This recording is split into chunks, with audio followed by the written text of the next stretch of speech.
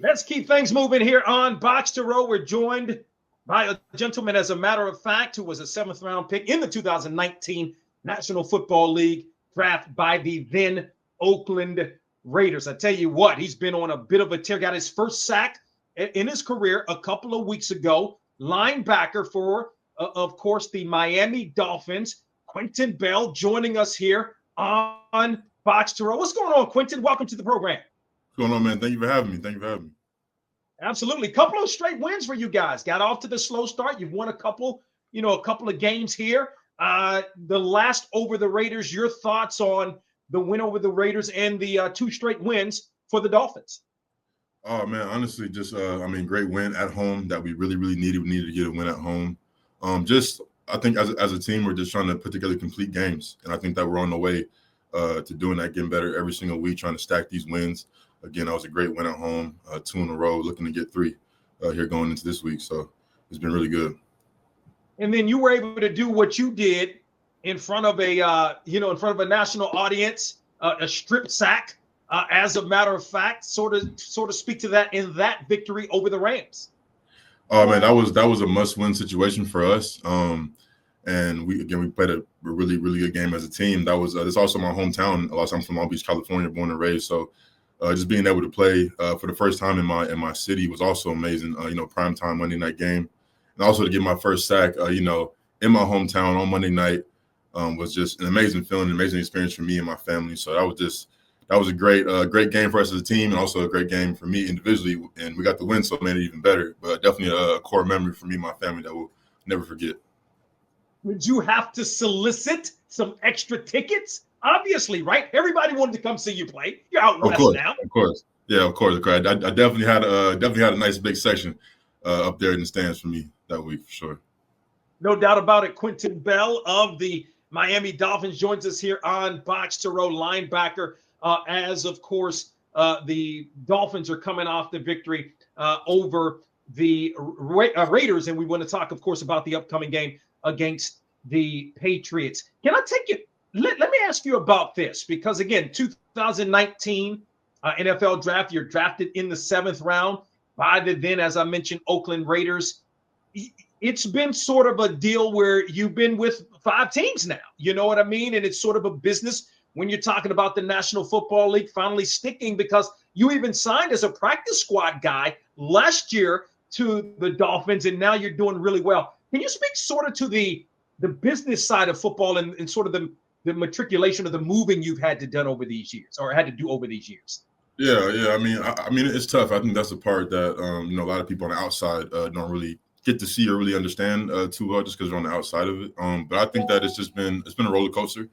And what's been the most important thing for me is just continuing to believe in myself, my ability, and continue to just understand, hey, God put me in the right decision my whole entire life, and He wouldn't put me through anything that I wouldn't be able to handle. And so I just continue to work, continue to improve my game, whether that be on a practice squad, whether that be on an active roster, whether that be in the off-season training. Just continue to get better and work my game. And, I do believe that a big part of the NFL can be in certain situations, right place, right time. And, when opportunities present themselves, you need to be ready for it. And so it was a blessing that I was able to sign here to the practice squad last year and do the great things that I did last year. And then I had an opportunity to re-sign to come back here with training camp this year. So I kept attacking every single day last year like it was a game week and like I was going to play and continue to get better. And then coming into this season, just really focusing on having a really good camp and showing the coaching staff and the team what I could do and how I could help this team win games. And ultimately, like I said, just continue to believe in myself through all the ups and downs, I think, was just the most important thing. No doubt. You've definitely done that. I wonder, though, as you're going through this process, how, does it play on the psyche in terms of being with all of these different teams? In other words, getting cut by these teams.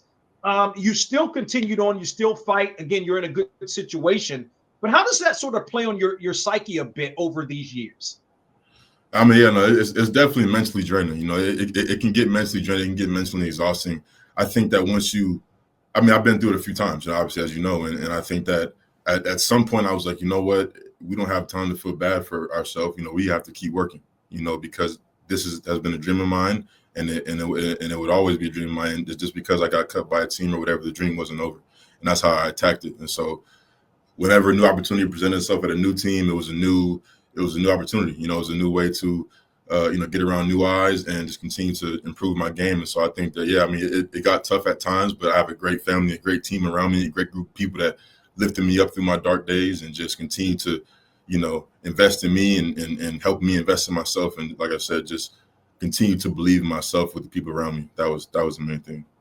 And I assume a lot of that would be, hey, look, you can only do what you can do. You can only control what you can control. Absolutely. In these various situations, you left it all out on the field. Sometimes it's just what's meant for you is meant for you. Absolutely. Like you said, it control what you can control. That's the biggest thing. And I think at some point, a lot of guys in the league, especially in positions like mine, that's what you kind of realize. Like, you know what? I'm just going to do me and continue to get better, and I'm going to let the rest take care of itself. And that's kind of been my mindset, definitely the last few years as I learned, and grown in the NFL. Quinton Bell, of course, of the Miami Dolphins linebacker, played his collegiate ball at Prairie View A&M, joins us here on the program. We'll talk a little bit about that later on. So you had such a great you had a great training camp, first of all. But it was one day in particular that Mike McDaniel said Quinton Bell's the best player on the field. And then you got to control the PA playlist the next day. What was on that playlist come Monday? Oh yeah, the orange jersey day. Orange jersey day. Yeah, that was a great feeling too. Just, I felt like I was having, a pretty just consistent camp, and and to be recognized by the head coach and control the music that day, that was a big compliment for me. But a lot of future, man. I'm a big future guy, big Young Thug guy, big Gunna guy, a big hip hop guy, man. So a lot of hip hop, some really turned up stuff, some mellow stuff, a nice good mix through practice to get my guys going, so it was a really good day that day. Now wait a minute. Now, okay, so is it LA specifically or Long Beach or somewhere in the middle? Is that where you're from specifically? Long Beach. So wait a minute, you don't have no Snoop Dogg in the mix? Like what's up? Oh yeah, no, definitely. Yeah, no, I definitely got some Cali music in my my playlist as well. You can't leave my Cali music out. No doubt about it. Yeah. Got a little more thoughts with Quinton Bell, who joins us here on the program. How does one go? It's interesting. Like maybe you're playing fullback and you switch to linebacker or vice versa, or somebody's playing quarterback and they go to wide receiver or vice versa. How does one switch from a wide receiver to a linebacker? Well, yeah, I mean, it's a crazy story. My last year at Prairie View, we wound up getting a whole new coaching staff. I was sub receiver in the beginning of the year, and doing that. And one of the defensive coaches, Coach Todd Middleton, shout out to him. He called me into his office and he basically was like, "Hey man, I think that we have an opportunity for you on this side of the ball to come and pass rush and play defensive end." And initially hearing that it sounded crazy. It sounded crazy to me, because I hadn't played defense since high school at that point. And in high school, I didn't play defensive end. I played DB, a little bit of linebacker. So it was crazy to hear that. But you know what? I started thinking about it, and he started talking to me about opportunities in the NFL and different things like that. And I was like, you know what? I felt like in my 3 years at receiver, I hadn't really did much to get any professional looks, any kind of NFL attention. And I was like, you know what? I don't want to look back on this and say, you know what? I wish I would have maybe tried that. And so I took a chance. And I remember the first day I went out there in spring ball and had the defensive jersey on, and the rest is history. I think that's probably one of the best, if not the best decision I've made in my life. I think taking that chance, and shout out to, the guys at Prairie View that helped me make that decision and brought that opportunity to me. That would have never been something I would have been able to do by myself. They definitely brought the opportunity to me, and I thought about it, talked to my dad about it. And again, I think one of the best decisions I've ever made, changed my life for sure. No doubt about it. 3 last thoughts. What do you remember most about those days at PV, and how did you end up at Prairie View A&M all the way from Long Beach? Well, not that far, but I'm just saying, When I was in high school, so I played both sides of the ball. Transferred to Costa Mesa High School from Long Beach Poly to my junior year, and then going into my senior year, I had a lot of college attention. No offers yet, but I had college attention from some good schools. I wound up getting hurt in the scrimmage going into my senior year, so I missed half the season. And I had a pretty good year in 5 games at receiver. It definitely wasn't a bad year. It was a decent year to just play 5 games, but didn't wind up getting an offer. And so I wound up going to Riverside City College. I ran track there, did not play football there for a year. And we got a call from Prairie View. And they, said they wanted me to play football and they would allow me to run track as well, which is something I was big on back then. I was a big track guy back then. And so took a visit there. And that was one of the few offers I had where I was going to be able to play football as well. And I did want to play football. And so ultimately that's how I ended up there. It was, again, it's one of those things where I was like, hey, I don't think I'd ever been to Texas before that point, but took a visit and I liked it. And I was like, hey, they're going to let me ball and run track, so let's do it. And I think there's so many great memories I have at Prairie View, man, with those guys and that team. But I would definitely say homecoming every year was amazing, man. The homecoming game in itself was crazy. And then just the homecoming festivities, I would say just homecoming. I mean, if you ever been to a homecoming at HBCU, you know exactly what I'm talking about. It's a great experience, a great time. So. Yeah, I'm a Morgan guy, so I know exactly what exactly what you're talking about. What were your thoughts on the hit that Tua Tagovailoa took earlier this year, and then how he's playing since he's returned? Again, that's our guy, and you never want to see any of your teammates hurt and go down like that, especially like that. Just blessed that he's recovered well and he's playing amazing ball for us. He's our guy, man. He's an amazing quarterback, and the things that he's doing right now, man, I'm watching him play, just jaw dropping.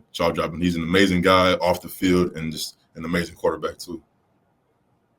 And then last thought, your thoughts on, of course, the Patriots, who the Dolphins host on Sunday, but then also having to turn right back around on Thanksgiving for a game.